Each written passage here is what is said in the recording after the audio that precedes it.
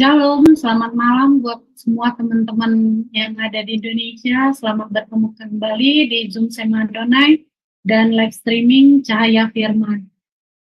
Kita juga akan menyapa teman-teman yang ada di Jerman. Selamat sore, dan teman-teman yang ada di Kanada dan Amerika, selamat siang. Sampai sekarang ini kita akan belajar bersama narasumber kita yang sangat tampan dan baik hati untuk membagi ilmunya kepada kita semua, yaitu Bapak Ferry Hermawan Winoto. Selamat malam Pak, apa kabarnya? Selamat malam Bu, kabar baik, terima kasih. Oke. Sebelum kita memulai pengajaran firman pada malam hari ini yang dibawakan oleh Pak Ferry, kita akan berdoa terlebih dahulu, dibawakan oleh Ibu Eni. Kami persilakan Bu Eni. Ya, baik. Bapak Ibu yang terkasih, mari kita satukan hati dalam doa. Maha besar Engkau Bapa yang kami sembah di dalam nama Tuhan Yesus. Engkau sungguh baik bagi setiap umat-Mu, bahkan kami sebagai murid-murid-Mu datang kepadamu ya Bapa. Di Zoom Sema Adonai ini kami mau belajar melalui hamba-Mu yang telah Engkau utus di tengah-tengah kami. Biarlah Bapak Ferry Hermawan, Engkau mampukan dia Bapa untuk menyampaikan materi pelajaran ini kepada kami. Kami percaya kami akan menimba ilmu Tuhan melalui jam-jam yang akan datang ini. Banyak hal yang kami belum ketahui. Dan Bapa mampukan kami untuk fokus, mampukan kami untuk bisa menangkap pelajaran ini ya Papa. Begitu juga untuk Ibu Christine yang akan menjadi moderator kami, pimpin dia dari awal pertengahan sampai akhir, serta para operator kami di belakang layar yang sedang bekerja, melivekan streaming ini ya Papa. Kami mohon pertolongan Roh Kudus menyertai kami sekalian. Bapa, terima kasih di dalam nama Yesus kami mengucap syukur. Haleluya. Amin. Amin. Terima kasih Bu Eni atas doanya. Sebelum kita mendengarkan pengajaran firman pada malam hari ini, kita akan mendengarkan profil dari narasumber kita.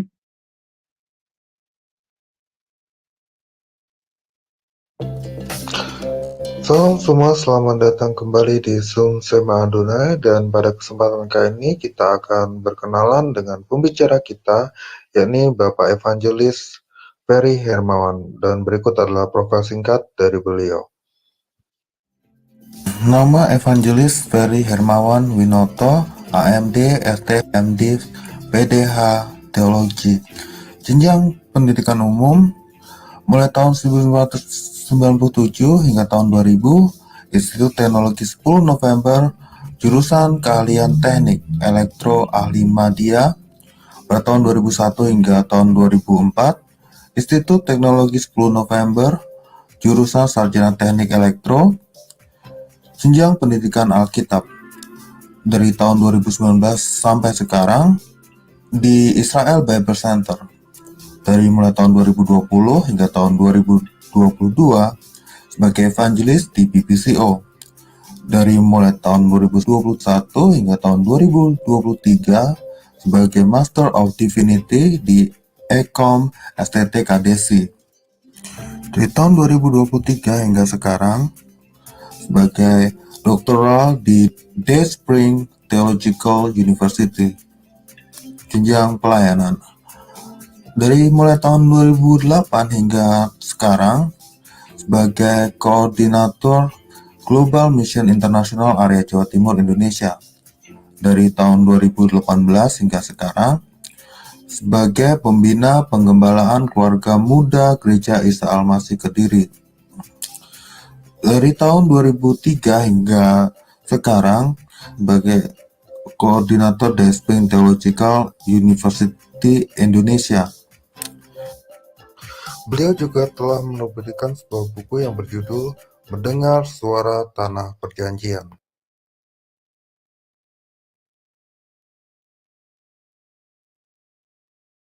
Demikianlah profil singkat dari narasumber kita. Selanjutnya kita akan menyerahkan waktu dan tempat kepada Bapak Ferry untuk memberikan pengajaran firman.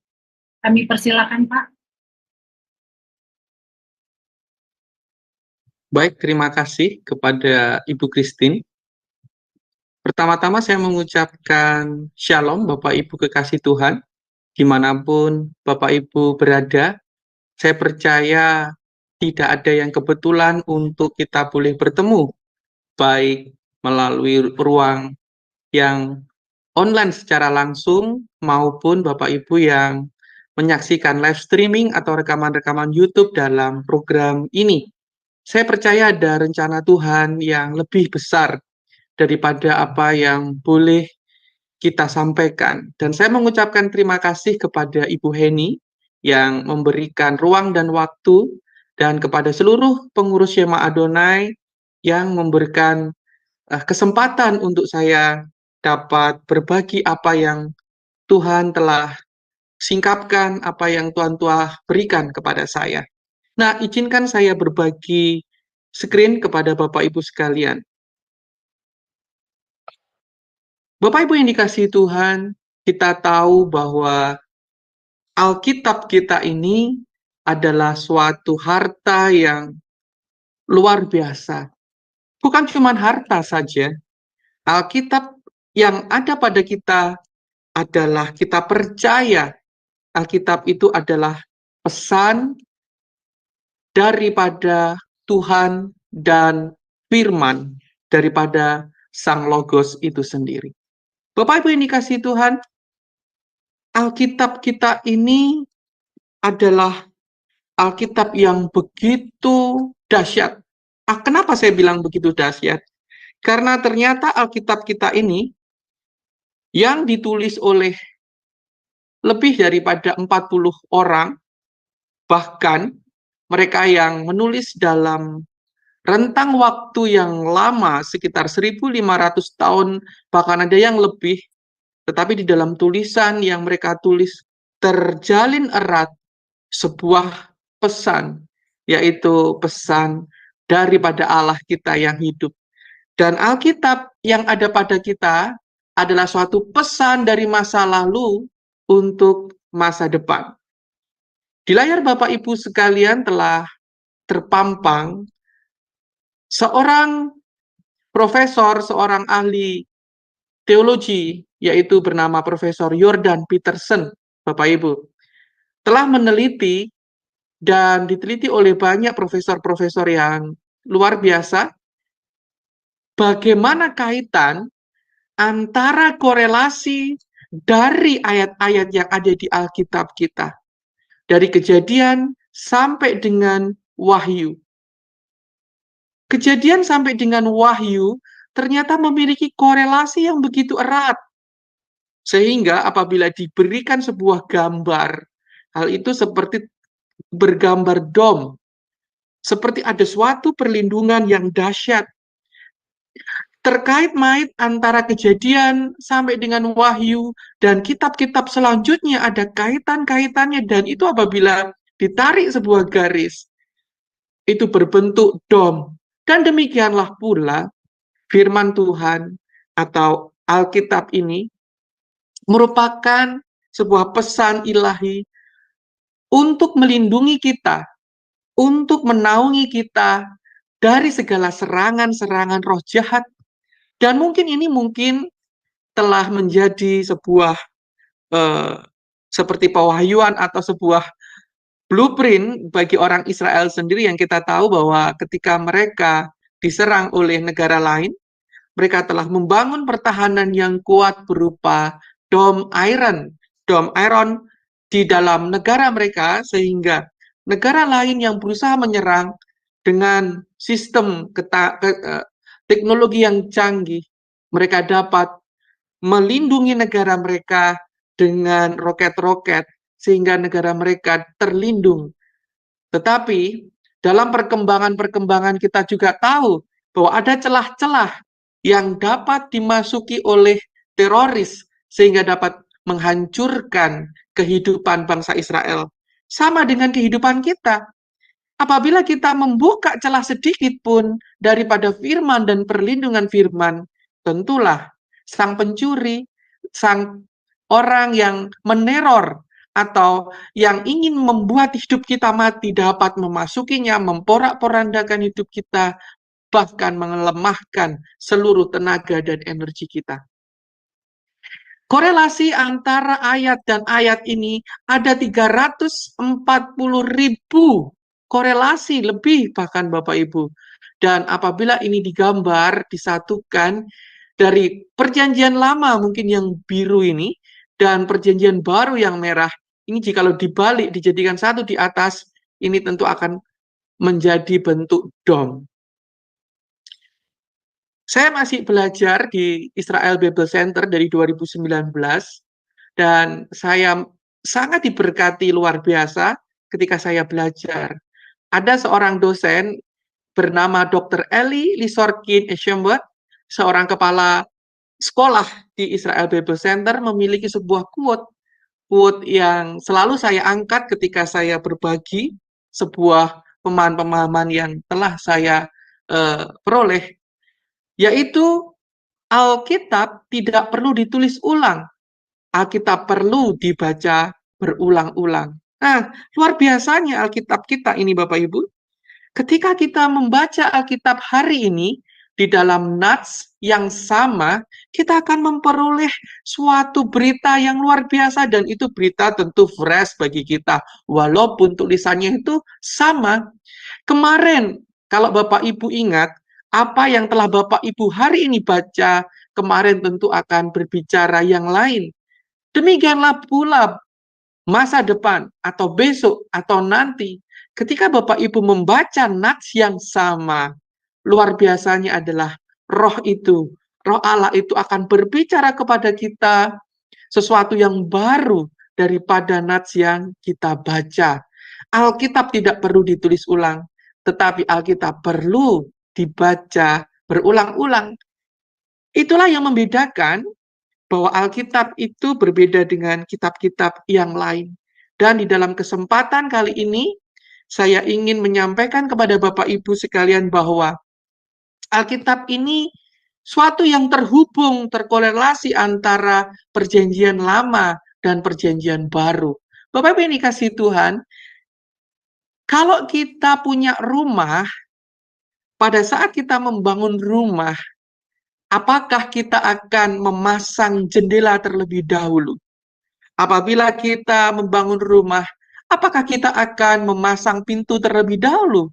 Kalau kita membangun rumah, apakah kita akan membuat atap terlebih dahulu?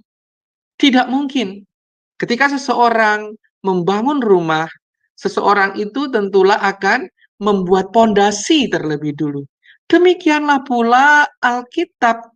Alkitab ini ada pondasinya, ada dasarnya. Tidak sekonyong-konyong mereka berbicara demikian. Hari ini di depan kita ada Alkitab Perjanjian Lama dan Perjanjian Baru. Bapak Ibu bisa bayangkan bahwa Alkitab ini adalah tulisan atau firman Tuhan.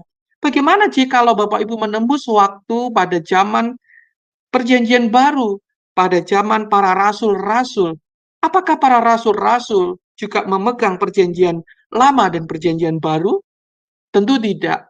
Para rasul-rasul pada kala itu hanya memegang kitab Perjanjian Lama. Dan jikalau Bapak Ibu menembus waktu lebih jauh lagi pada zaman nabi-nabi, apakah pada zaman nabi-nabi mereka memegang Perjanjian Lama yang juga begitu banyak? Mereka tentu juga memegang yang disebut tulisan-tulisan bijaksana dan juga Torah. Bapak Ibu dikasih Tuhan, kalau Bapak Ibu lari ke zaman Musa, apakah zaman Musa sudah ada Torah? Nah, apabila Bapak Ibu lari ke depan dan ke depan lebih lagi, dasar apa? Dari mana mereka mendapatkan sebuah ajaran-ajaran yang luar biasa? Nah, Bapak Ibu yang dikasih Tuhan, pada kesempatan hari ini, saya ingin tergerak kepada Bapak Ibu sekalian di dalam tahun 2024 untuk membagikan sebuah dasar yang seringkali dasar itu mungkin tidak diperhatikan oleh sebanyak orang Kristen di Indonesia. Mungkin dasar itu terabaikan atau terlewatkan daripada kita semua.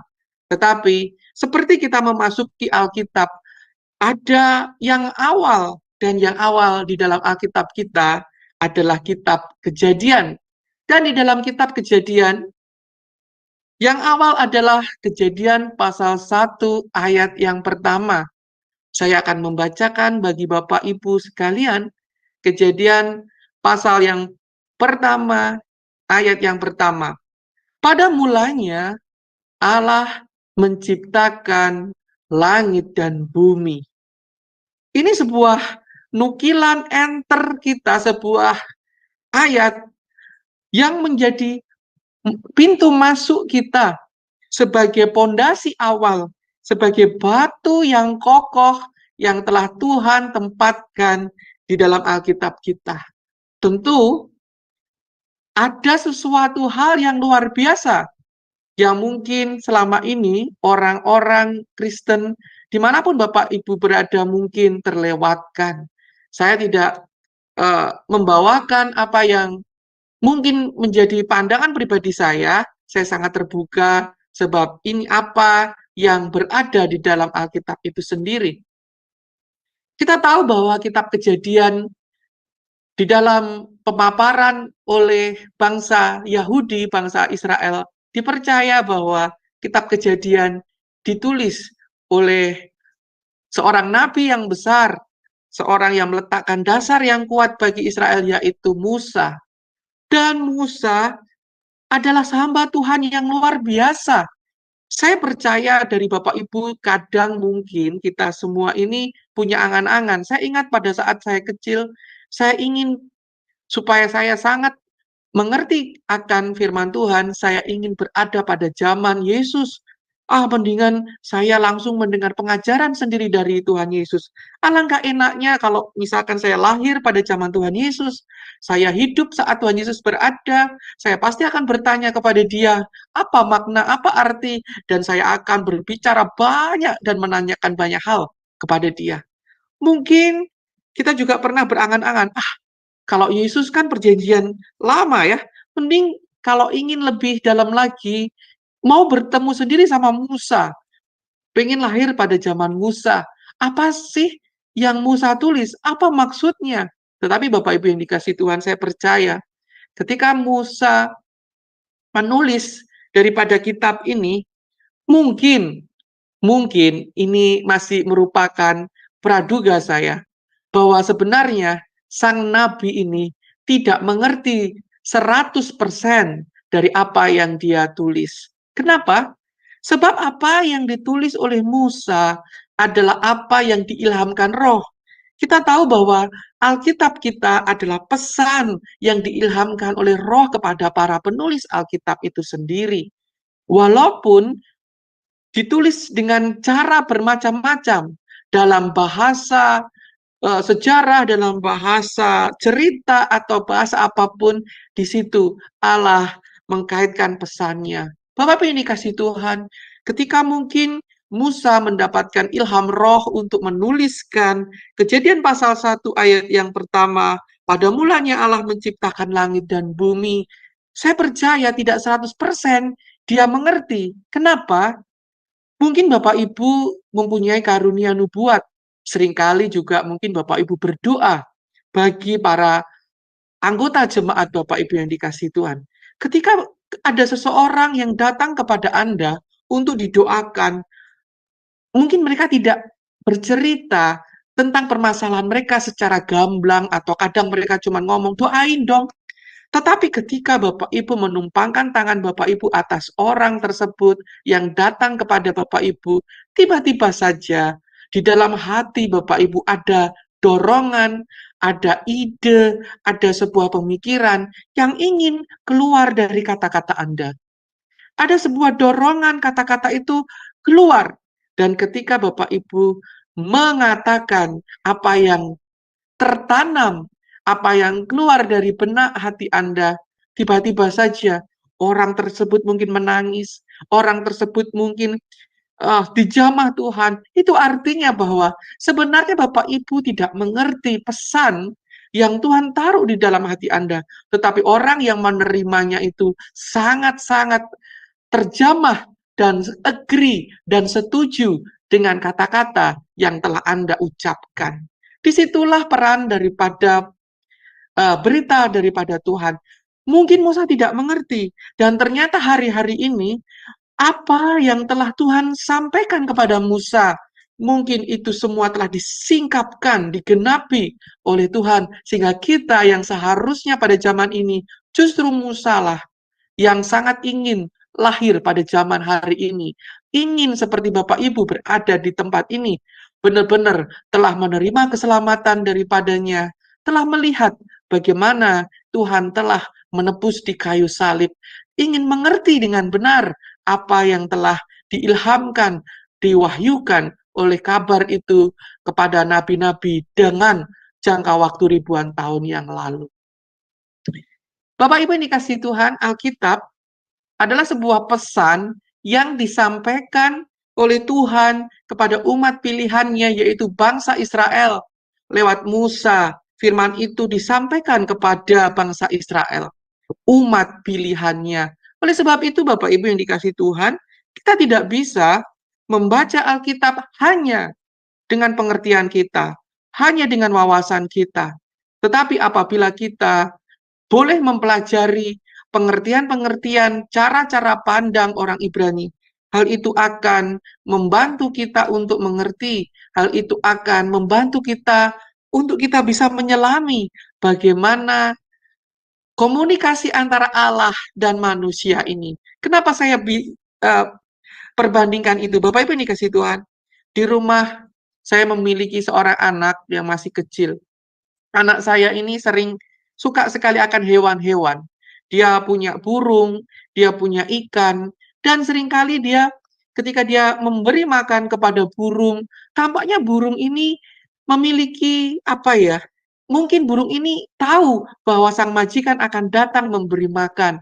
Maka burung itu akan melompat-lompat, dan sebaliknya, bagaimana majikan mungkin ingin berkata-kata kepada burung, kamu itu jangan beol sembarangan, atau kamu jangan menumpahkan makanan yang telah diberikan, dicecer-cecer. Mungkin itu sangat tidak bisa, karena manusia dengan hewan ini beda entitas, beda saluran. Demikianlah pula Allah kepada kita manusia, beda entitas, beda suatu dimensi yang berbeda, sehingga bagaimana Allah berbicara kepada kita selalu menggunakan kode-kode, lambang-lambang, simbol-simbol, maksud-maksud.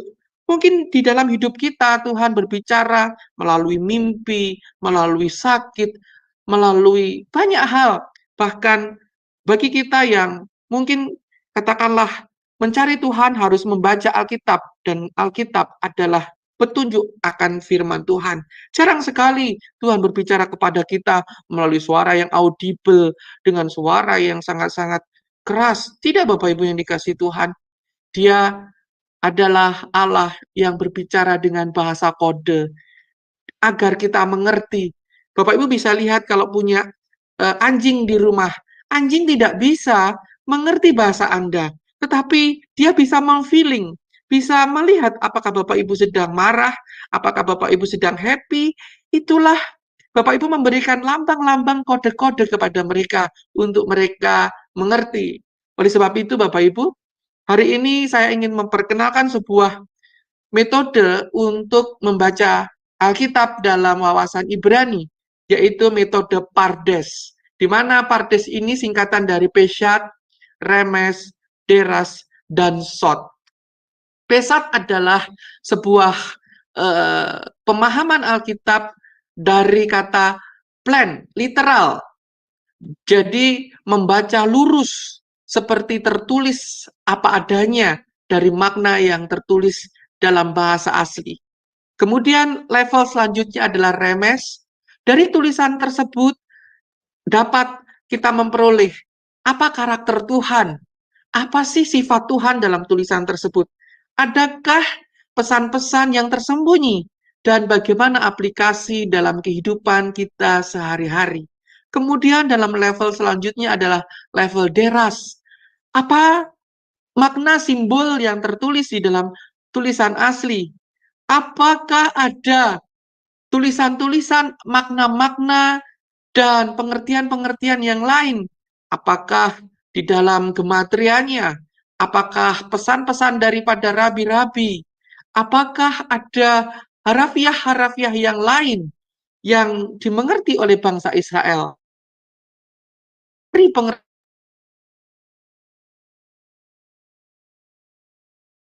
pengertian-pengertian itu, tentu kita akan mendapatkan secara roh, bagaimana roh sendiri yang akan memberikan kepada kita hikmat, wahyu, pengertian, wisdom, idea, thing, kepekaan, apa yang Tuhan ingin sampaikan kepada kita.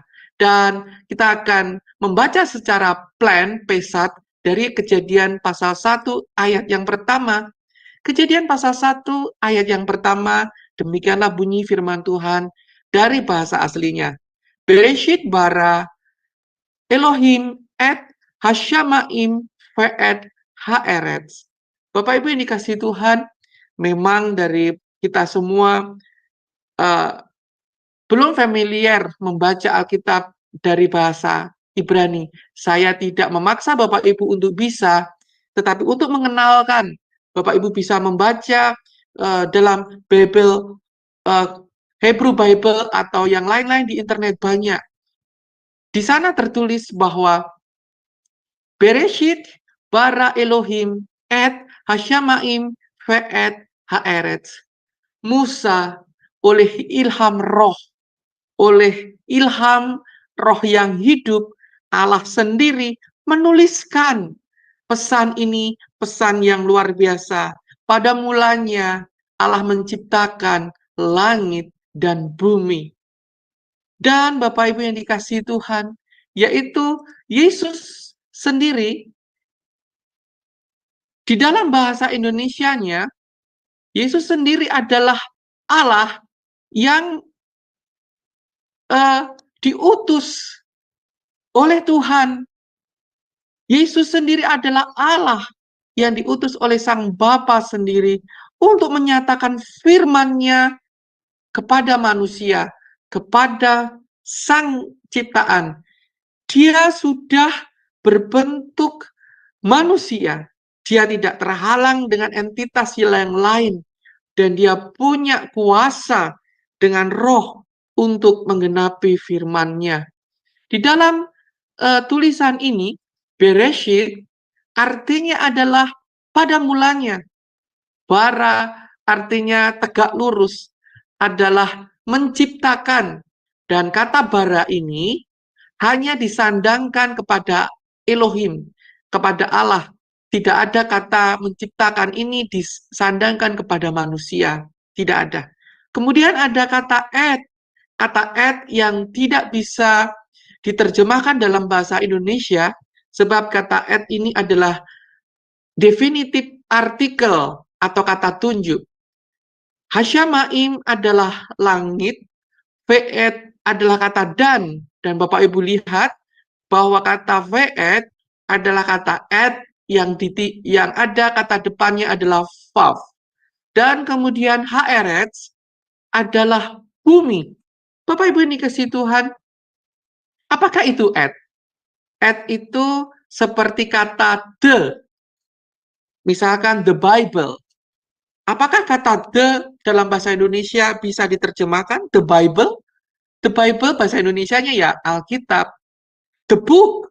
Apakah terjemahan the book dalam bahasa Indonesia adalah buku? Kata et ini ibarat the. Jadi dia tidak bisa diterjemahkan. Betulkah kata the ini tidak bisa diterjemahkan?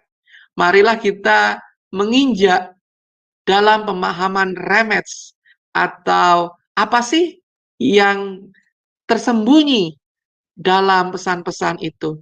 Nah, Yesus sendiri, Sang Firman itu telah datang kepada kita dan Yesus sendiri tanpa perantara telah menerangkan kepada kita apa yang ada di dalam Taurat.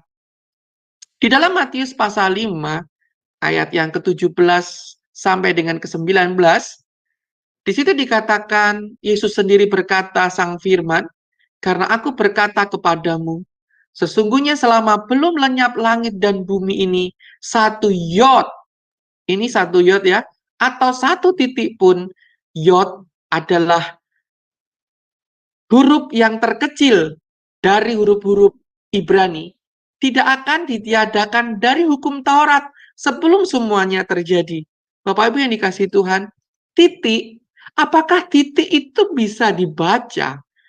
Titik itu tidak bisa dibaca juga. Tetapi Tuhan Yesus sendiri Sang Firman mengatakan bahwa satu titik pun tidak akan ditiadakan dari hukum Taurat. Itu artinya definitif artikel, kata tunjuk atau yang lainnya atau bahkan yod, bilangan atau huruf yang paling sederhana sekalipun dalam bahasa Ibrani ada makna dan Tuhan akan menggenapinya. Dalam kesempatan kali ini kita akan melihat apakah yang tersembunyi dari kata-kata tersebut. Bereshit bara Elohim et Hasyamaim ve'et ha'eretz. Kata et ini benar-benar sesuatu yang luar biasa, Bapak Ibu yang dikasihi Tuhan.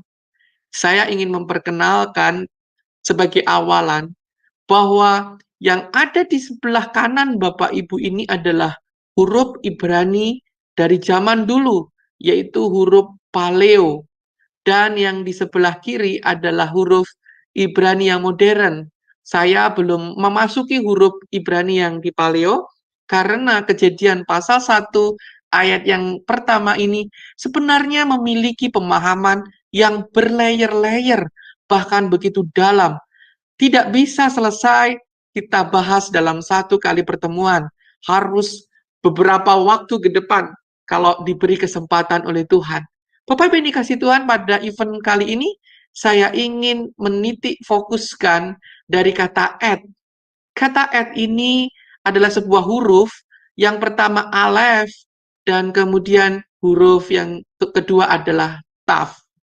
Alef adalah huruf pertama dari urutan huruf-huruf Ibrani, dan taf adalah urutan dari yang terakhir dari huruf-huruf Ibrani. Apa itu artinya? Di sini dikatakan bahwa di dalam lambang, di dalam seperti pesan yang tersirat bahwa dari A sampai Z, inilah dari awal dan yang akhir, dan di dalam bahasa Yunani inilah alfa dan omega. Apakah ini dipahami atau terbersit oleh Musa? Tentu Musa belum mengerti bahasa Yunani alfa dan omega, karena pada zaman itu belum ada bahasa Yunani yang mungkin pada zaman dulu kala belum ada pada saat itu. Tapi Bapak Ibu yang dikasihi Tuhan, di sini ada wawasan bahwa dari A sampai Z, dari A sampai Z, pada mulanya Allah menciptakan dari A sampai Z. Di dalam Bereshit Raba, para rabi benar-benar mengerti di dalam wawasan Ibrani, di dalam Kabalah, dikatakan di sana bahwa pada mulanya Allah itu menciptakan A sampai Z. Wah, saya berusaha pelan-pelan agar Bapak Ibu mengerti. Di dalam layar Bapak Ibu ada tulisan A sampai Z yang tersebar luas, tersebar di dalam layar Bapak Ibu yang dikasihi Tuhan. Nah, Bapak Ibu yang dikasihi Tuhan, saya punya anak yang seperti saya sampaikan masih kecil. Suatu pertanyaan dia lontarkan kepada saya, "Papi, siapa sih yang menciptakan ikan?" Saya pasti menjawab, yang menciptakan ikan adalah Tuhan. "Papi, siapakah yang menciptakan burung?" Saya kan jawab, yang menciptakan burung adalah Tuhan. Nah, suatu ketika pada saat dia ulang tahun yang berumur 4 tahun, dia mendapatkan berkat Tuhan, boleh membeli sepeda. Ketika sepeda ada, dia terima, dia sangat bersenang hati. Kemudian dia bertanya kepadaku, "Papi, siapakah yang menciptakan sepeda? Seketika saya menjawab, kalau sepeda yang menciptakan manusia. Bapak Ibu yang dikasihi Tuhan, ketika saya mempelajari ayat ini, Tuhan menempelak saya, Tuhan membukakan sesuatu pengertian saya yang baru. Dari A sampai Z, segala sesuatu yang ada di langit dan di bumi, Tuhanlah yang menciptakan. Saya ingin bertanya kepada Bapak Ibu yang hari ini menyaksikan program ini. Apakah ada dari A sampai Z yang Bapak Ibu jumpai yang tidak bisa dibentuk oleh A sampai Z? Alkitab ini dapat dibentuk A sampai Z. Sepeda, ternyata sepeda itu bisa dibentuk dari A sampai Z. HP, ternyata HP ini bisa dibentuk dari A sampai Z. Saya begitu kaget. Wow, apakah hal yang di langit yang tidak bisa disusun oleh A sampai Z? Apakah ada di bumi ini yang tidak bisa disusun dari A sampai Z? Rupanya semuanya yang ada pada Bapak Ibu semuanya adalah bisa disusun dari A sampai Z. Kalau itu bisa disusun dari A sampai Z, itu Tuhan yang telah menciptakan di dalam idenya Tuhan. Ketika saya mengetahui hal ini, bertobatlah saya. Saya berbicara kepada anak saya. Anakku, ternyata sepeda itu yang menciptakan Tuhan. Loh, gimana Papi? Iya, dari ide itu, Tuhan memberikan ide dulu. Tuhan memberikan A sampai Z, bagaimana menciptakan sepeda kepada manusia. Kemudian manusia menuangkan dan kemudian jadi. Jadi apapun yang ada pada Bapak Ibu sekalian, entah itu kacamata, entah itu baju yang Anda kenakan, entah itu sepatu atau sendal yang Anda pakai, apakah itu semuanya yang bisa Anda susun dari A sampai Z, Tuhan yang menciptakan. Bahkan rekening yang ada di dalam rekening Anda, Tuhan yang menciptakan. Tuhan yang mengizinkan hal itu terjadi. Bahkan seisi dompet Anda pada saat ini Anda menyaksikan, itu pun disusun dan diizinkan Tuhan ada. Dari A sampai Z. Jadi Bapak Ibu, betapa terkejutnya saya ketika saya menyadari pengertian-pengertian bahwa sebenarnya dari Alef sampai Taf, Tuhan menciptakan dulu sebuah energi. Energi A, energi B, energi C, sampai Z. Alef sampai Taf. Tetapi ketika kata-kata itu, ketika Tuhan mengatakan, jadilah terang, yehi, fayihi, or. Ketika or itu dipanggil, or, kata-kata itu tersusun, diucapkan oleh Sang Maha Tinggi, terjadilah sebuah energi yang begitu luar biasa, dan energi itu jadi, dan energi itu ada. Nah, jadi Bapak Ibu yang kasih Tuhan, dalam kacamata Ibrani, saya memasukkan kebenaran itu di dalam pemandangan orang Ibrani, akan saya masukkan ke dalam pengertian ayat ini. Jadi ayat ini bisa dibaca demikian. Pada mulanya, menciptakanlah Allah dari A sampai Z, langit dan bumi. Jadi kata itu bisa kita baca, pada mulanya menciptakanlah dari A sampai Z segala sesuatu yang di langit, dari A sampai Z segala sesuatu yang di bumi. Ini adalah sesuatu yang dahsyat, yang boleh saya pahami Bapak Ibu yang dikasihi Tuhan. Apa yang tidak bisa diciptakan oleh Allah? Lampu, Dia yang menciptakan. Semuanya ini. Bahkan ada juga tertulis di dalam pengkhotbah, apa yang telah ada, yang akan ada adalah apa yang telah ada daripada mulanya. Jadi apa yang telah ada sekarang ini sudah ada pada zaman dulu kala. Dan bahkan apa yang akan ada kemudian sudah ada. Jadi nggak ada hal-hal yang baru sebenarnya yang ada. Jadi semuanya telah ada di dalam pemikiran Allah. Semuanya telah ada di dalam ide Allah. Kemudian Allah lah yang menaruh ide itu kepada seluruh ciptaannya, seluruh alam semesta. Kemudian ada energi yang sangat kuat untuk hal itu terjadi sampai pada hari ini. Dan bahkan Bapak Ibu yang dikasihi Tuhan, hari ini saya ingin Bapak Ibu tahu bahwa Alkitab menerangkan Alkitab. Saya tidak ingin memberikan argumentasi saya pribadi. Saya hanya ingin memaparkan bahwa Alkitab menerangkan Alkitab itu sendiri. Di dalam Kejadian pasal 1 ayat yang pertama, seorang murid yang luar biasa daripada Yesus, yaitu Yohanes. Yohanes menuliskan kitabnya di dalam bahasa Yunani, tetapi kita perlu ketahui bahwa Yohanes adalah orang yang terpelajar. Yohanes dalam kisahnya adalah orang yang mempertemukan Nikodemus dengan Yesus. Nikodemus adalah seorang anggota Sanhedrin, orang yang paling terkenal di dalam bangsa Israel. Dan tidak boleh sembarangan orang yang pasti mengenal Nikodemus, seorang profesor yang sangat terkenal atau seorang yang sangat-sangat pintar di negeri Israel itu. Tentu orang itu adalah orang yang mungkin memiliki strata pendidikan atau memiliki koneksi yang kuat dengan para ahli-ahli tersebut. Yohanes yang membuat ketemu antara Nikodemus dan Yesus. Dan di dalam kitab Yohanes, kita boleh melihat bahwa Yohanes mempunyai pengertian yang mendalam di dalam wawasan Ibraninya, walaupun kitab Yohanes ditulis dalam bahasa Yunani. Dan di dalam kitab Yohanes, Yohanes menerangkan di dalam Yohanes pasal yang pertama, pada mulanya adalah firman. Firman itu bersama-sama dengan Allah, dan firman itu adalah Allah itu sendiri. Bapak Ibu yang dikasihi Tuhan, saya akan membawa bacaan ini di dalam bahasa Yunani. Firman itu adalah logos, dan logos itu adalah idea atau thing. Jadi ada sesuatu thing, ada sesuatu ide.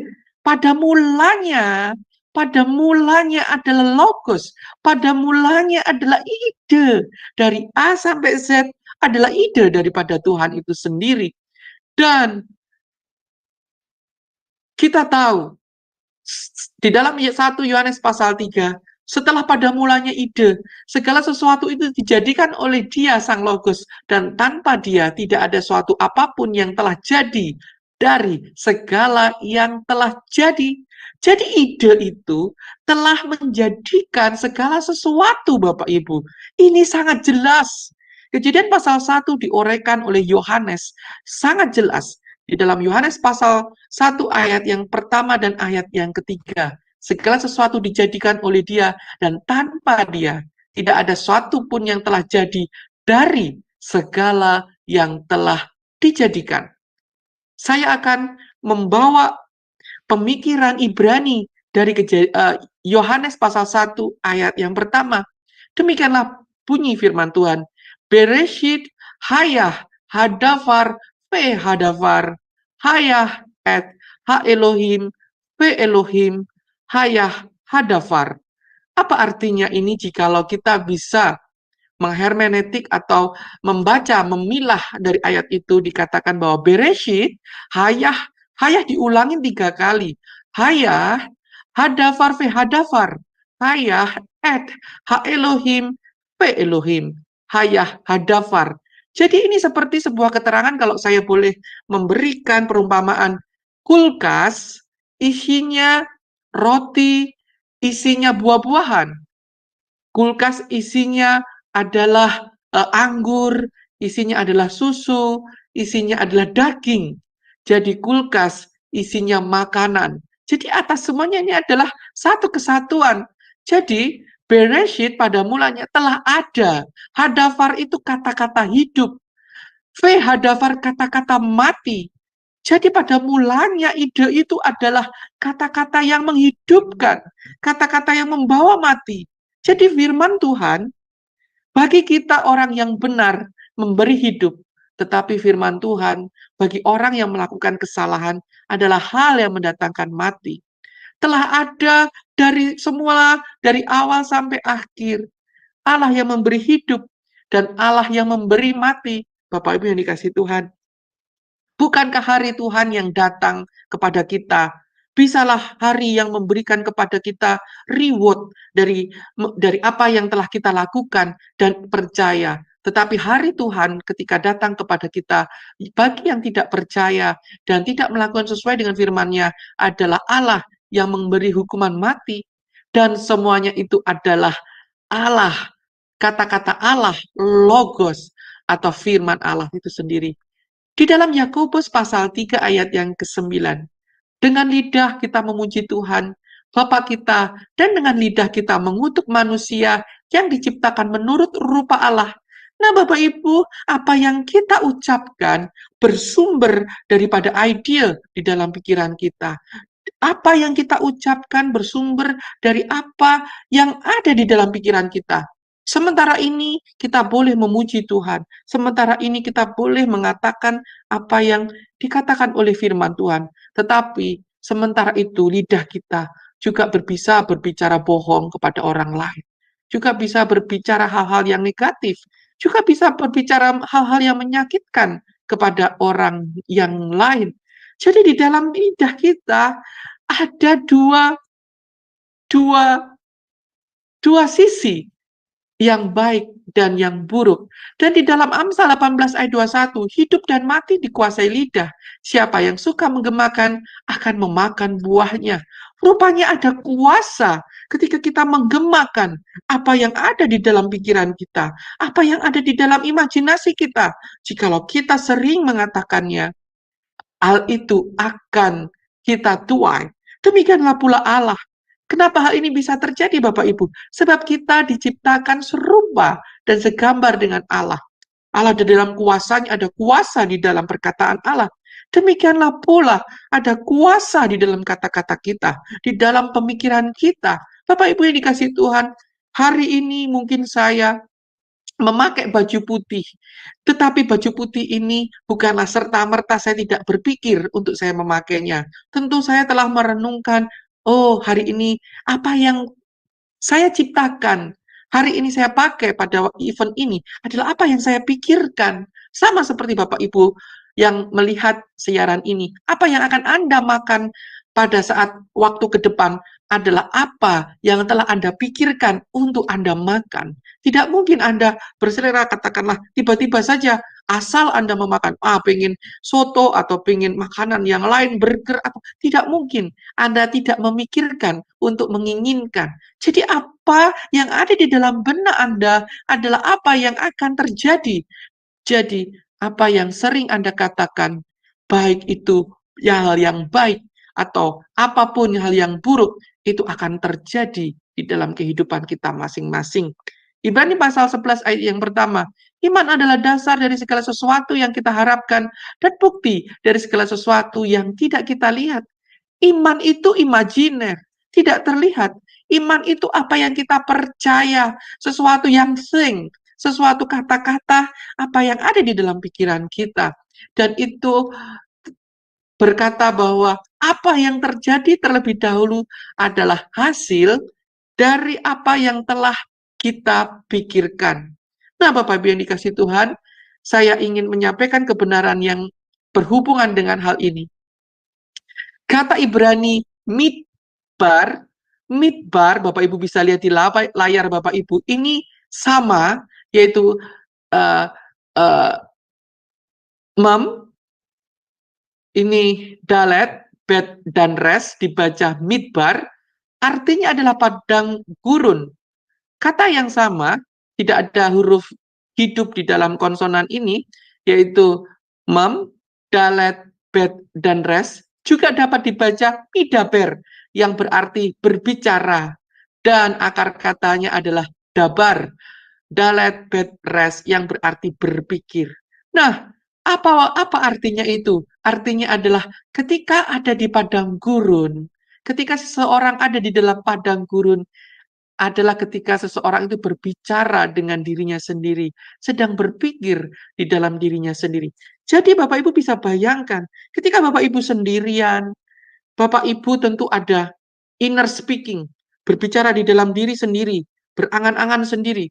Ketika di dalam padang gurun, di dalam sakit, di dalam kesulitan, di dalam masalah, disitulah pikiran-pikiran Anda sedang berbicara, mengoreksi apakah Anda benar, apakah Anda salah, apakah orang lain yang salah, apakah ada kemelut-kemelut di pikiran itu. Dan ketika Bapak Ibu berada di padang gurun, itulah saatnya Anda bertemu dengan iblis, Anda bertemu dengan kelemahan Anda bertemu dengan diri Anda sendiri. Jadi di dalam padang gurun, apakah Bapak Ibu bertemu dengan Sang Firman yang menguatkan hidup Anda, merubah hidup Anda, atau berpikir dengan pikiran iblis? Jadi padang gurun adalah tempat di mana Allah berbicara.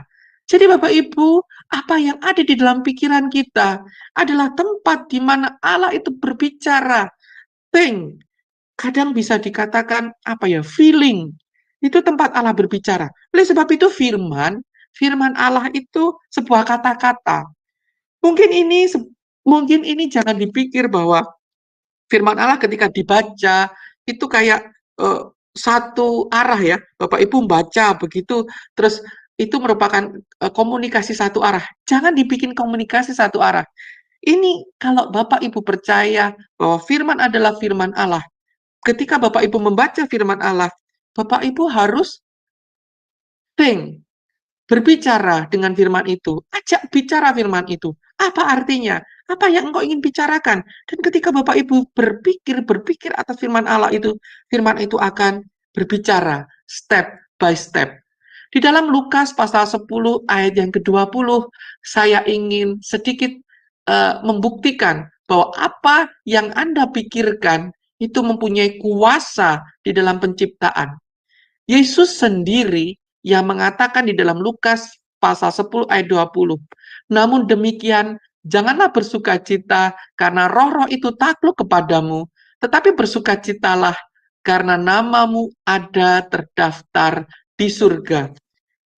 Yesus mengatakan bahwa ketika roh-roh jahat itu takluk diusir dalam nama Yesus, Yesus mengatakan bersukacitalah karena namamu ada terdaftar di surga. Bapak Ibu yang dikasihi Tuhan, saya mau bertanya, mungkin kepada Ibu Christine terlebih dahulu. Ibu Christine, nama Ibu Christine, siapakah yang memberi nama? Orang tua. Nah, orang tualah yang memberi nama daripada Ibu Christine sendiri. Mungkin kalau misalkan Ibu Christine sudah berkeluarga atau kita semua yang sudah berkeluarga, ketika kita punya anak, kita sendiri yang memberi nama anak kita. Dari mana nama ini? Apakah nama Ibu Christine tiba-tiba ada kilat yang turun dari langit, turun kepada orang tua Ibu? Terus kemudian tertulis, namakanlah anakmu Christine, begitu?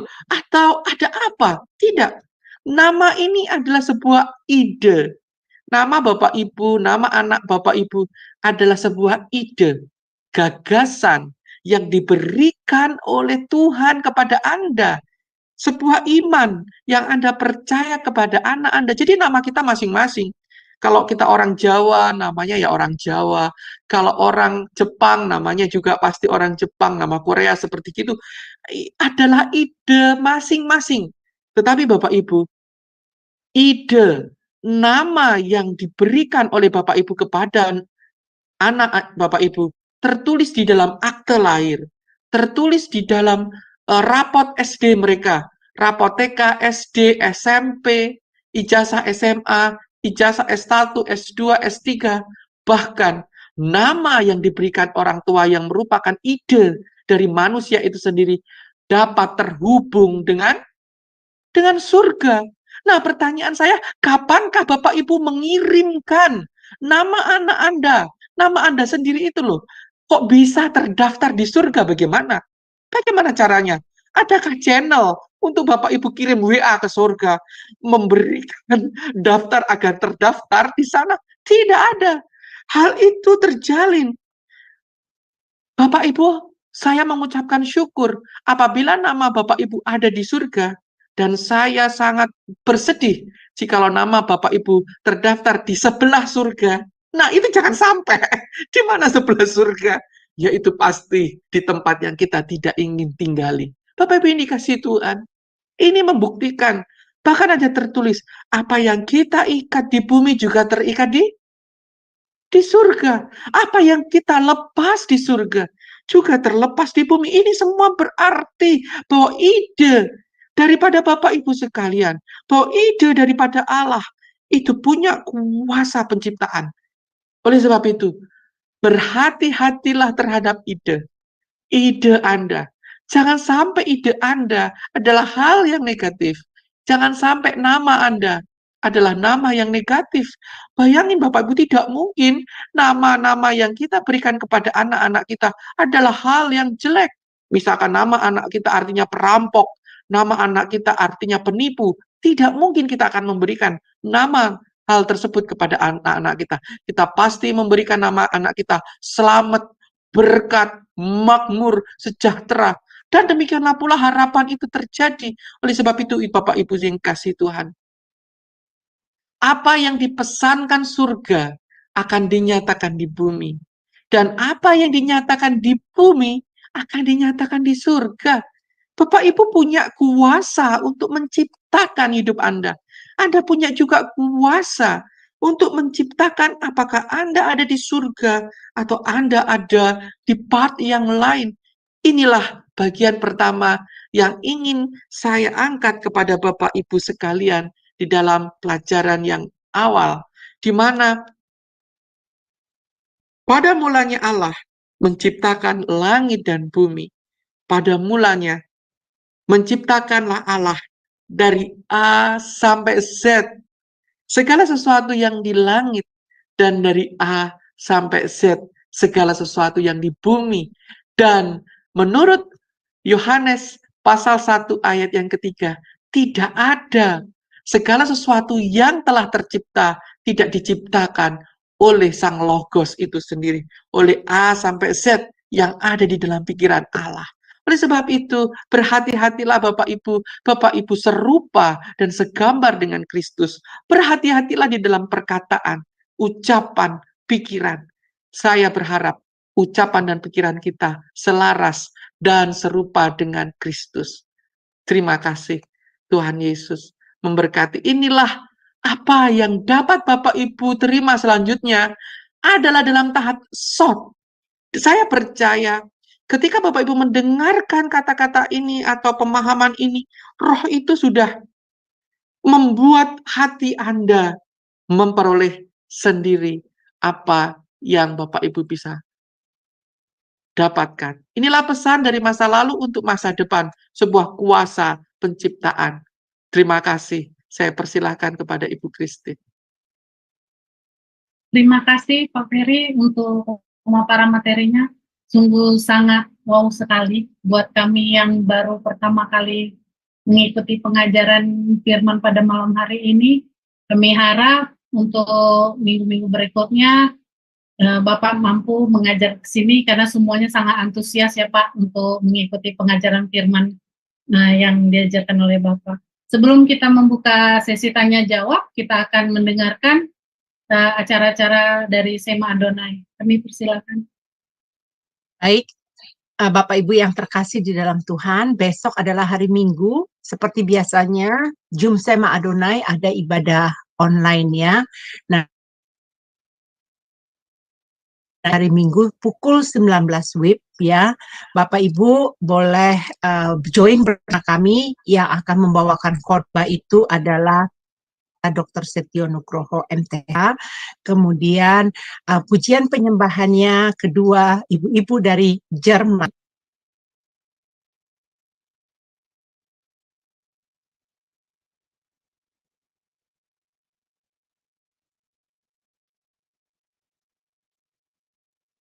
Unmute Bu Heni. Maaf ya terputus Ibu. Baik, tadi ini saya lanjutin ya, kedua ibu dari Jerman, Ibu Murni dan Ibu Yanti akan membawa pujian dan penyembahan. Kami berharap Bapak Ibu bisa bergabung bersama kami. Kemudian hari Minggu besok ada jam 21 WIB, itu juga diadakan sebulan satu kali. Nah, Ibu Alida akan mengajar ini kelompok tumbuh bersama di Jerman yang diadakan di Jumsema Adonai ini. Kita masuk di dalam pertemuan yang ketiga. Temanya adalah sejarah fase pertama silsilah Yesus Kristus. Diambil dari buku sejarah penebusan seri yang ketiga. Kemudian hari Senin Pendeta Dr. Setio akan mengupas dari kitab seri kitab Yunus ya, karena kitab Rut kita udah selesai. Temanya adalah Tuhan memanggilmu, terimalah, terima atau tidak katanya. Nah, moderatornya adalah Bro Agus. Kemudian diadakan di pukul 21:10 ya. Malam memang teman-teman. Ada yang bertanya kenapa? Karena kami kuliah online. Jadi setelah kuliah kami baru bekerja melayani di Jumsema Adonai ini. Baik, setelah itu Jumsema Adonai mengadakan renungan pagi dari hari Senin sampai hari Sabtu pukul 5:30 pagi. Dilayani oleh hamba-hamba Tuhan. Bapak Ibu sudah melihat foto-fotonya di sini di channel YouTube Cahaya Firman. Bapak Ibu, kami tidak meng-live-kan di beberapa channel yang lain berhubung kami tidak mau ada masalah dengan pujian penyembahan karena YouTube ini sangat sensitif dengan suara-suara ya. Jadi kami nggak mau ada beban kepada teman-teman yang sudah ikut melive-kan acara kami. Oleh sebab itu, Bapak Ibu, mari bantu subscribe Cahaya Firman, karena Cahaya Firman ini channel yang baru ya Bapak Ibu. Subscribe kami yang lama ada udah 1.700, tapi berhubung telah ditelan bumi, kami tidak tahu apa alasannya. Kami sudah mencoba untuk mengurusnya, tapi tidak lolos ya. Ini Cahaya Firman, channel baru kami, tapi jangan khawatir, kami pelan-pelan akan mengupload semua pelajaran-pelajaran yang pernah ada karena kami punya datanya dan akan di-upload di Cahaya Firman ya. Dan inilah channelnya, tolong bantu ya Bapak Ibu ya, di-subscribe. Ayo yang nonton siapa anak-anak Tuhan, bantu pelayanan Tuhan di channel kami. Dan channel ini tolong di-subscribe. Ya, demikian saya kembalikan kepada Ibu Christine. Terima kasih Bu Eni. Selanjutnya kita akan membuka sesi tanya jawab. Buat teman-teman yang ingin bertanya, kami persilahkan. Juga buat teman-teman yang ada di live streaming Cahaya Firman dan Janji Firmanmu, boleh mengetik di kolom chat, kita akan nanti membacakannya. Kami buka sesi tanya jawab. Sebelum itu, Pak Ferry, saya ingin bertanya terlebih dahulu. Ada tadi satu pernyataan yang Bapak bilang tentang semua itu berasal dari idenya Tuhan gitu ya. Jadi ada sempat terpikir saya tentang ide. Kadang-kadang apa yang di hidup kita ini, jika memang iya, itu berasal dari idenya Tuhan, lalu ketika ide itu yang kita pikirkan dan kita kerjakan tidak sesuai dengan ide kita itu, apakah ide itu memang bukan dari Tuhan atau tidak direstui atau seperti apa? Mohon penjelasannya. Terima kasih Ibu Christine. Jadi Bapak Ibu sekali Tuhan, memang mungkin pertanyaan Ibu Christine ini mengarah, apakah yang ada di dalam pikiran saya ini sesuatu yang dari Tuhan, atau apakah yang ada di dalam pikiran ini sesuatu yang berasal dari diri saya sendiri? Mungkin itu ya, kayak kalau yang saya tangkap. Mungkin ini yang juga dicari sama Bapak Ibu sekalian. Mana sih pesan Tuhan begitu ya? Bapak Ibu yang dikasih Tuhan. Di dalam pelajaran yang pertama ini, saya ingin memunculkan bahwa apapun itu ide, entah itu sesuatu dari diri Anda sendiri, atau itu sesuatu yang dari Tuhan, itu punya kuasa untuk menciptakan apa yang next kita akan lalui. Nah, duduk persoalannya adalah mungkin Bapak Ibu benar-benar rindu bahwa apa yang Anda lakukan adalah apa yang Tuhan ingin dalam kehidupan kita. Nah, disinilah terletak sangat latihan kita, kesulitan kita, sebab kita ini berbeda entitas dengan Tuhan. Tuhan berbicara kepada kita melalui banyak saluran-saluran. Tentu Tuhan akan membuat kita mengerti dengan sendirinya. Saya memberikan sebuah contoh ulang. Jikalau jikalau Ibu punya anjing, apakah anjing bisa ketika Anda lagi lagi sedih begitu, terus tiba-tiba Anda bercakap-cakap kepada anjing Anda, saya sedang mengalami begini, dia tentu tidak akan mengerti, tapi dia bisa menangkap sesuatu. Nah, sama dengan kita. Kita seringkali mungkin Bapak Ibu tiba-tiba, loh, kok seperti feeling saya ya? Lah, feeling saya kan begini. Ternyata kok terjadi sungguhan, sedangkan yang kita lakukan malah kadang terbalik dengan feeling kita. Nah, itu kadang tuntunan Tuhan juga seperti begini, bukan berarti bahwa saya ingin kita semua ngeroh seperti itu, tidak. Tetapi kadang itulah peran di mana kita belajar firman Tuhan lebih lagi. Ketika kita belajar, karena kita bisa mengenali dia lewat firman ini.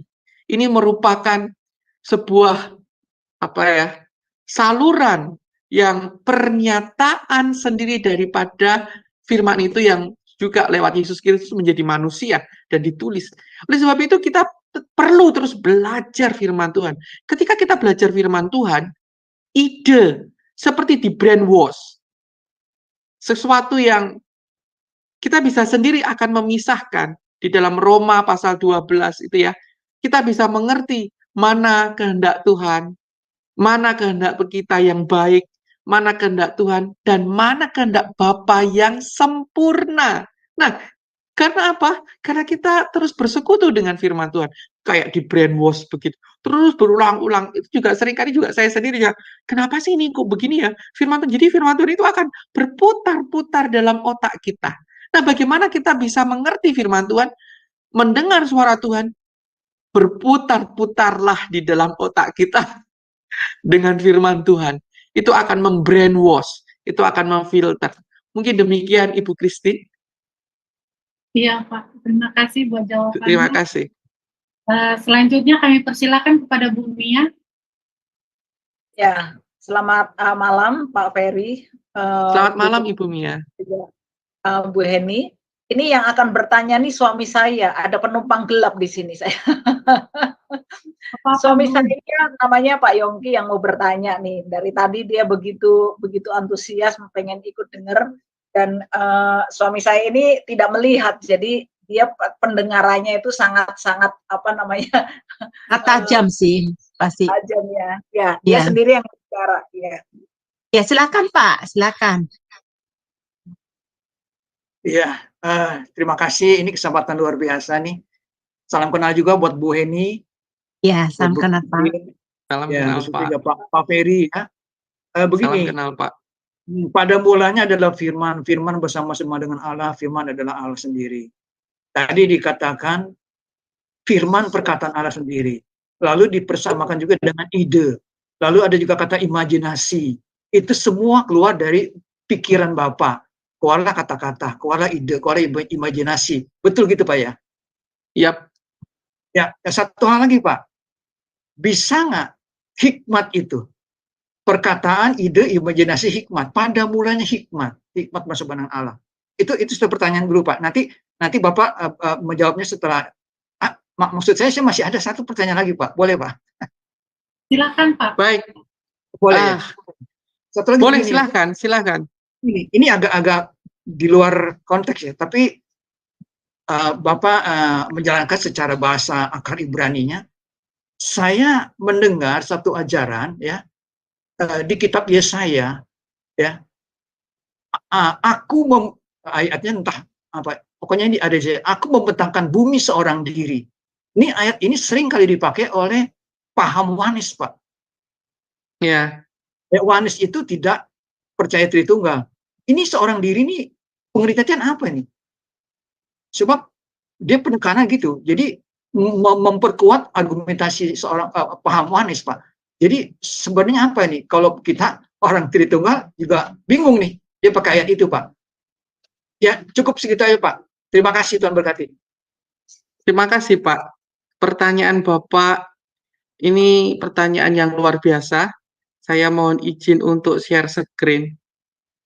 Jadi jawaban yang Bapak tadi kan pertanyakan, apakah alef sampai taf ini juga termasuk hikmat? Hikmat itu adalah petunjuk. Hikmat itu adalah Torah itu sendiri. Torah itu adalah petunjuk atau hikmat yang daripada. Apakah ini termasuk boleh begitu?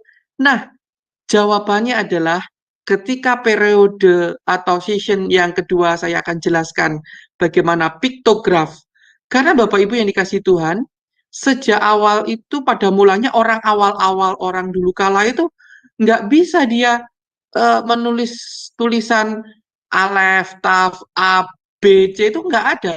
Mereka itu bahasanya itu bahasa gambar, logo-logo. Nah, kalau Bapak Ibu lihat tulisannya orang Mesopotamia, kalau Bapak Ibu lihat tulisannya orang Mesir, di situ coba Bapak Ibu ingat, di Mesir itu ada gambar burung, ada gambar Raja Wali, ada gambar mata, ada gambar, kemudian ada gambar orang, orang berkepala apa-apa. Jadi ada bahasa-bahasa simbol. Demikian pula pada bahasa Ibrani, ada bahasa simbol-simbol. Dan kemudian dari bahasa simbol itu menjadi bahasa yang modern. Dan itu kata-kata tersebut akan pertanyaan Bapak akan saya jawab dalam sesi yang kedua. Karena menjelaskannya itu sangat panjang dan itu sangat dalam. Dan Bapak akan melihat benar-benar luar biasanya di mana kata itu tidak sederhana dan bagaimana Yesus akan menggenapi dan ada di situ. Wah, saya sendiri juga bingung. Loh, lah ini wah, saya pause dulu ya, saya sangat semangat sekali menjelaskannya. Saya pendam untuk next session. Pertanyaan yang kedua yang tadi Bapak tanyakan adalah, mohon diulang Pak, mungkin pertanyaan yang kedua tadi apa Pak? Oh, Yang jelas ini oneness. Oneness. Yang jelas ini di Yesaya entah pasal dan ayatnya. Aku membentangkan bumi seorang diri. Nah, itu sering dipakai mereka paham oneness untuk menyatakan tidak ada Tritunggal. Tidak ada seorang diri, ini penekanannya gitu.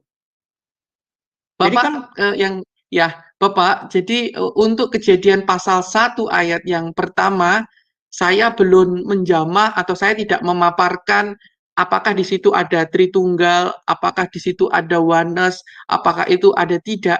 Saya akan memaparkan dalam kacamata pesat. Jadi lurus, tegak lurus itu apa adanya.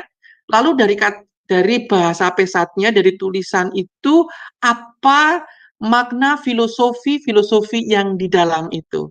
Nah, jikalau mau memahami dalam Kejadian pasal 1 ayat yang pertama, adakah di situ Tritunggal atau tidak, itu dapat dilihat di dalam piktograf. Nanti akan saya jelaskan dalam pertemuan kelima. Nah, di situ Bapak akan lihat, di situ ada Tuhan Yesus atau tidak, itu benar-benar kelihatan di dalam piktograf pada season yang kelima. Demikian Pak, saya sampaikan. Terima kasih. jadi ditahan dulu ya Pak. Waduh. Berarti harus ikut kelas lagi Pak. Setiap hari Sabtu Pak. Jadi Jamnya yang sama. saya mendahului nih Pak ya. Tidak apa-apa Pak, karena saya yakin ketika kebenaran itu dibuka, kayak di dalam pikiran kita ini tuh kayak bikin liar, kayak kita bisa memandang, oh ini ke sini, oh ini ke sini, oh ini ke sini. Itu sangat luar biasa, saya yakin Roh Tuhan sendiri merikefet, melayang-layang di dalam pikiran kita, masing dalam hati kita. Cret-cret bercabang-cabang, puji Tuhan. Bapak akan menyaksikan selanjutnya dalam sesi-sesi selanjutnya. Terima kasih. Termasuk Pak Ferry nanti bisa memperdalam sesi selanjutnya. Ya, jadi tabungan pertanyaan Dengan Musa, dengan para nabi Ibrahim, ya itu menandakan wah di situ ada Tritunggal di situ. Di dalam Kejadian pasal 1 ayat yang pertama untuk kata itu adalah dipahami harus dengan filosofi orang Ibrani ya Pak. Semua harus ada dalam filosofi orang Ibrani dan batasan kita tentu ya sedikit saya kasih bocoran itu nanti ada dalam kata Elohim. Di dalam kata Elohim itu keagungan yang jamak. Jadi jamak keagungan. Dan nanti di dalam kata Bereshit itu juga ada. Dan di dalam kata et dan ve'et di dalam kata dan itu nanti juga ada. Tunggu karena itu membutuhkan layer demi layer, step demi step. Jadi yang hari ini saya pecah adalah kue lapis lapisan pertama. Bapak sedang meminta lapisan-lapisan selanjutnya. Oh, kalau begitu ini saja. Ini pasti Papa Piri jawab langsung. Pada mulanya adalah firman, firman bersama dengan Allah. Pada mulanya perkataan. Perkataan bersama dengan yang mengatakan. Begitu nggak, Pak? Betul. Perkataan, thing, ide, itu adalah daripada yang mengatakan itu sendiri. Tidak mungkin Bapak di situ, tetapi kata-kata Bapak di tempat lain. Nggak bisa. Nah, satu lagi, Pak. Apakah perkataan itu ada sebelum dikatakan atau sesudah? Perkataan itu ada, tetapi gini Pak, thing adalah sesuatu yang, jadi gini, pelajaran itu adalah pelajaran lason hara sama yetser hara. Lason hara itu adalah lidah yang berkata jahat. Yetser hara adalah pikiran jahat. Jadi tidak mungkin kata-kata jahat ini keluar demikian saja tanpa ada pikiran jahat. Tidak mungkin ada pikiran jahat yang tidak ada suatu mata jahat. Jadi kalau Bapak mau membuat step by step, itu semua terjadi dari think, dari inner speaking. Kata-kata yang keluar ini dari inner speaking, dari kata batiniah, dari sesuatu yang di dalam dulu, dari perenungan dulu, baru itu muncul speaking. Kata-kata, entah itu bahasa Indonesia, entah itu bahasa Inggris, entah itu bahasa apapun, tetapi itu ada terlebih dulu di dalam think, di dalam inner, di dalam sesuatu dalam. Jadi pada mulanya menciptakanlah Allah. Apa yang Allah ciptakan? Think. Jadi Tuhan itu sudah bikin blueprint. Think. Di dalam dirinya sudah mengeting. Think apa? Think segala sesuatu yang ada di langit dan segala sesuatu yang ada di bumi. Think everything. Jadi di sana sudah semuanya udah ada. Nah, sekarang ada teknologi Zoom bagi saya dan Anda. Dan tidakkah Bapak curiga bahwa di dalam pikiran Allah itu semua sudah ada semuanya. Dari semuanya. Jadi teknologi itu adanya dari sana semua. Jadi jawabannya, perkataan itu sudah ada walaupun belum diucapkan, karena sudah ada di pikirannya. You think sudah ada dulu di dalam pikiran. Nah, Iya. Kalau manusia bisa juga nggak Pak ya? Sudah ada sebelum diucapkan dalam pikiran. Itu konteksnya kan Allah itu, roh. Tapi kita manusia bisa nggak? Sebelum saya di dalam proses penciptaan itu memang sudah ada di dalam imajiner. Tetapi nanti saya akan tunjukkan di dalam pertemuan ke-6. Bahkan di dalam Kejadian pasal 1 ayat yang pertama sudah ada maskulin dan feminim di situ. Anehnya hal itu belum terjadi. Anehnya itu belum ada fase-fase penciptaan. Jadi belum ada terang, belum ada cakrawala, belum ada yang lain-lain. Di situ Bapak akan melihat ada laki-laki dan perempuan ada di dalam Kejadian pasal 1 ayat yang pertama. Pada mulanya Allah menciptakan langit dan bumi tidak sesederhana apa yang Anda baca secara pesat, tegak lurus. Tapi di situ ada layer-layer pemahaman yang lebih dalam lagi. Ya, jadi Allah itu sudah melihat kita sebelum kita lahir. Betul, Pak. Oke, Pak. Kepanjangan, Pak. Terima kasih. Terima kasih, Pak. Saya sangat, ketika saya membaca Kejadian pasal 1 ayat 1, saya sangat rohani, hati saya ini sangat, di situ nanti saya melihat, oh benar ya, bahwa sebelum kita diciptakan, Tuhan sudah mengenal kita. Sebelum kita ada, Tuhan sudah mengenal. Lah kata mengenal ini kan juga kita bingung. Kita belum lahir, kita belum ada, kok dia sudah mengenal. Nah, itu luar biasanya. Nanti akan saya singkapkan. Terima kasih Bapak. Ikutin terus kelas kami. Iya. Mohon diikuti terus ya Pak. Satu lagi Pak Beri, ada jika ada teman-teman yang masih ingin bertanya, kami persilahkan. Ini Pak menimbulkan pertanyaan dari pertanyaan yang diajukan oleh Pak Yongki tadi. Berhubungan juga dengan pertanyaan saya. Kalau agak melenceng sedikit dari hal-hal yang viral sekarang gitu kan, karena perkataan itu ada sebelum semuanya itu ada gitu kan. Kalau di zaman sekarang ini banyak orang untuk mengatasi stresnya ataupun mengatasi keterpurukannya, banyak para ahli itu mengajarkan untuk mengafirmasi diri. Apakah itu sama hubungannya Pak dengan untuk supaya kita itu menciptakan diri kita gitu, mengidekan diri kita seperti apa yang kita ucapkan? Apakah itu pemahamannya? Mohon penjelasannya. Belum dibuka mic-nya. Sorry, terima kasih Ibu. Saya akan menjawab, tapi ini sedikit berputar ya Bu, supaya Ibu itu memperoleh sedikit gambaran. Kalau Ibu membaca Keluaran, saya lupa tempatnya di mana, nanti di dalam Keluaran, ketika bangsa Israel itu di padang gurun di suatu tempat, tiba-tiba mereka semuanya itu sakit. Ada sakit, ada yang mati, ada wabah, ceritanya ada wabah. Nah, ketika wabah itu datang di tengah-tengah bangsa Israel, mereka mungkin berteriak-teriak, menggelepar-gelepar. Maka Musa diminta Tuhan Harun itu membawa ukupan. Untuk ukupan itu berjalan di tengah-tengah bangsa itu. Nah, ketika ukupan itu dibawa oleh Harun ke tengah-tengah bangsa itu, maka penyakit itu pun berhenti dan pergi. Nah, ketahuilah bahwa ukupan itu adalah ketoret dan katar. Apa itu ketoret dan katar? Ukupan itu, jadi gini, di dalam rumah Tuhan, orang itu ada dua yang dibakar. Di depan, orang itu menyembelih hewan. Hewan itu disembelih, kemudian dibakar di depan untuk sebagai korban bakaran.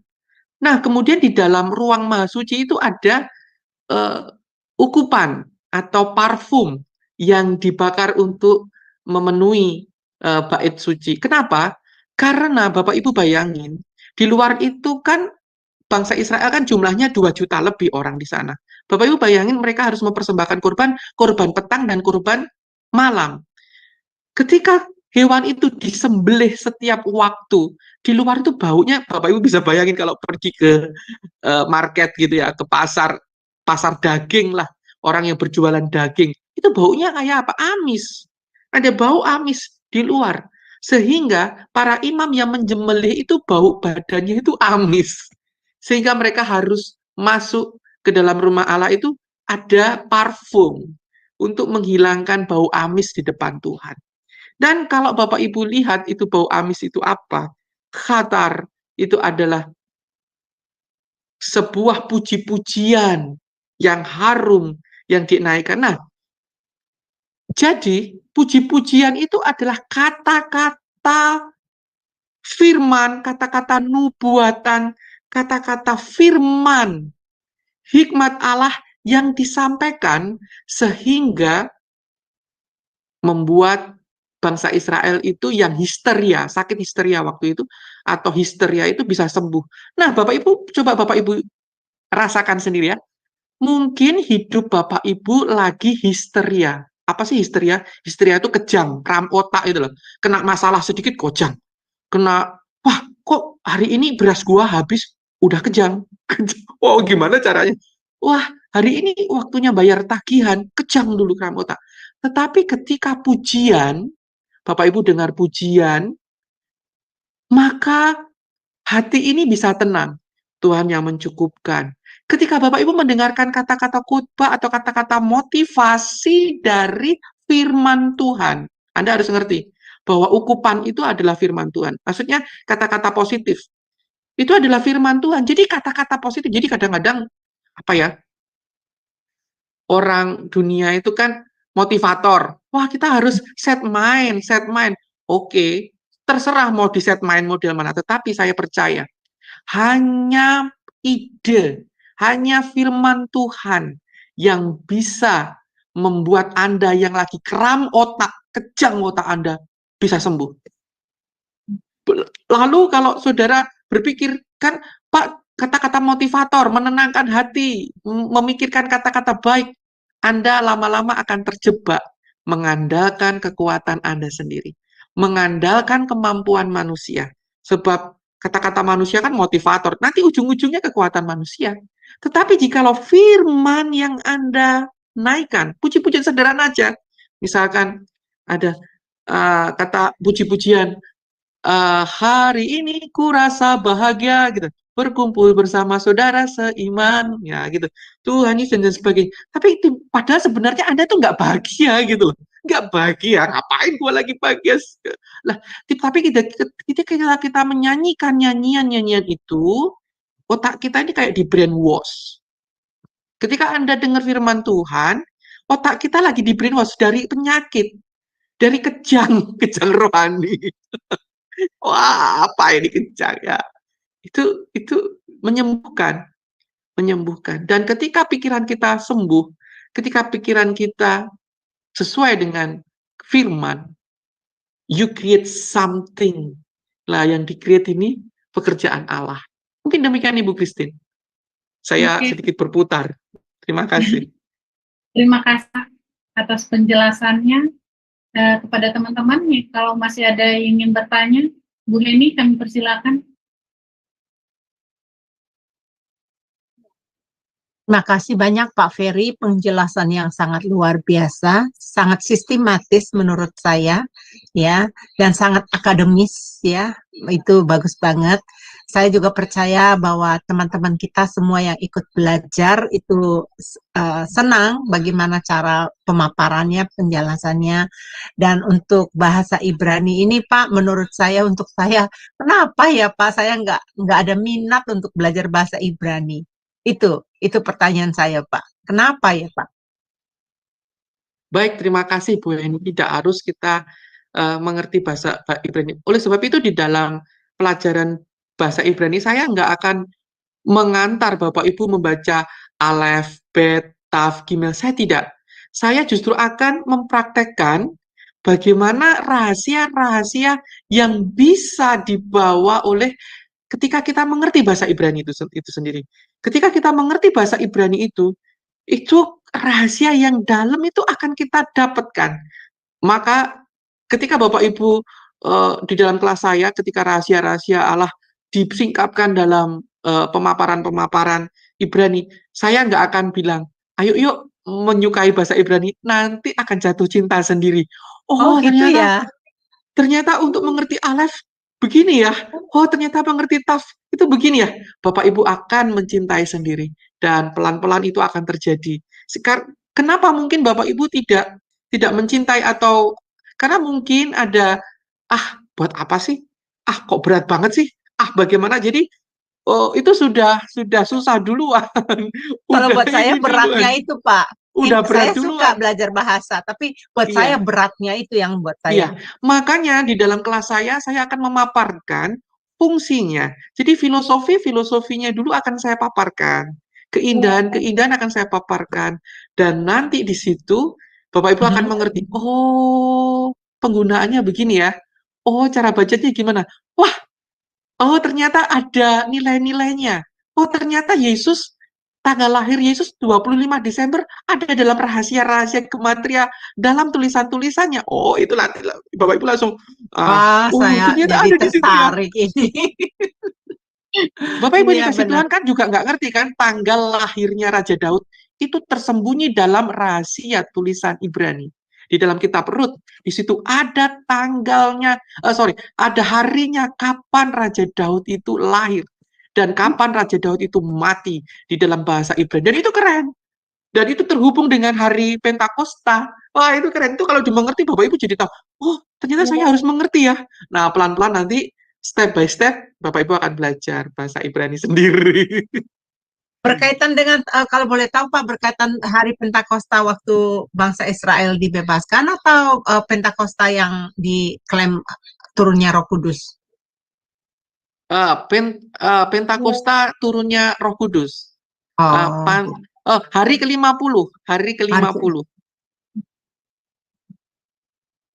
Baik, saya kembalikan kepada Bu Tin. Saya hanya mau memberitahukan para pemirsa untuk pertemuan berikutnya, Pak Ferry akan mengangkat tema rancangan keselamatan sebelum penciptaan, yaitu pelajaran berikutnya ya.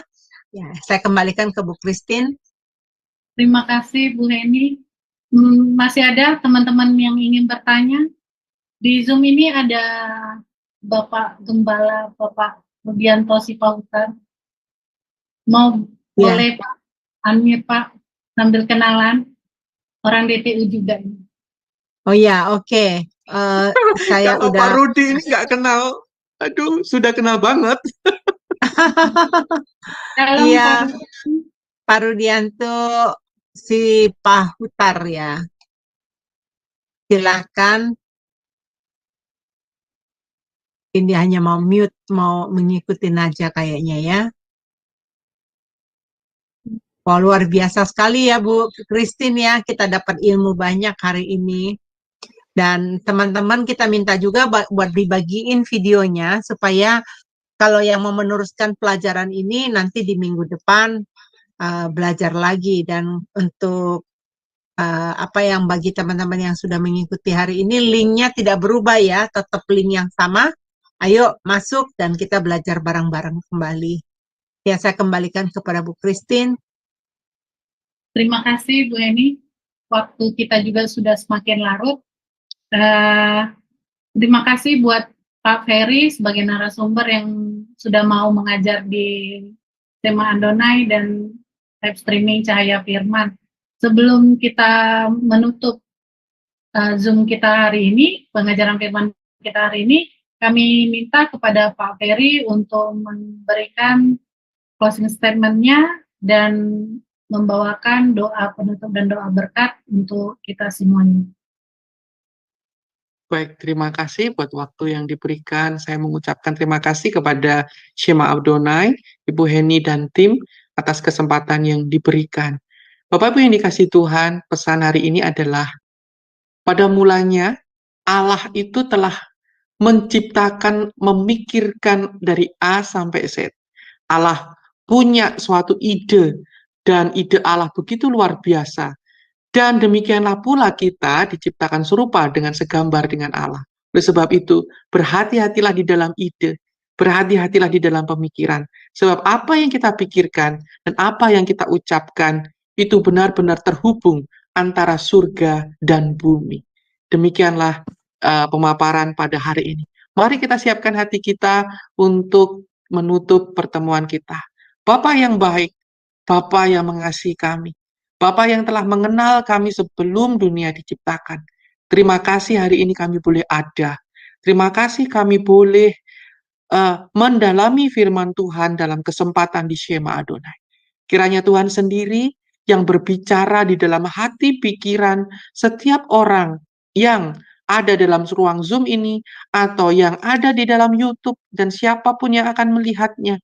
Tuhan sendiri yang berbicara karena kebenaran-kebenaran-Mu tidak akan berhenti, lebih besar daripada kami. Terjadilah menurut kehendak-Mu Tuhan.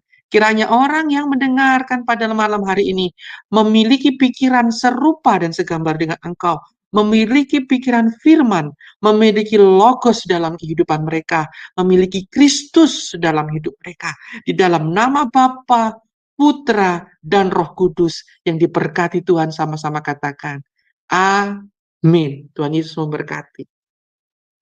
Tuhan Yesus memberkati. Terima kasih Pak Ferry. Zoom kita akan berlanjut sampai seterusnya seminggu ini. Kita tidak pernah berhenti untuk mengajarkan, memberikan pengajaran firman Tuhan yang dibawakan oleh narasumber yang sangat berkompeten. Kami harapkan buat teman-teman untuk dapat selalu hadir di dalam Zoom Shema Adonai dan juga melihat atau menonton live streaming kami dan juga siaran tunda di channel YouTube kami di Cahaya Firman. Sebelumnya, Pak Ferry nanti jangan pergi dulu. Nah, kami akan menutup acara kami. Demikian pengajaran firman kali ini. Tuhan memberkati. Sampai ketemu lagi esok. Shalom. Tuhan berkati kita semuanya.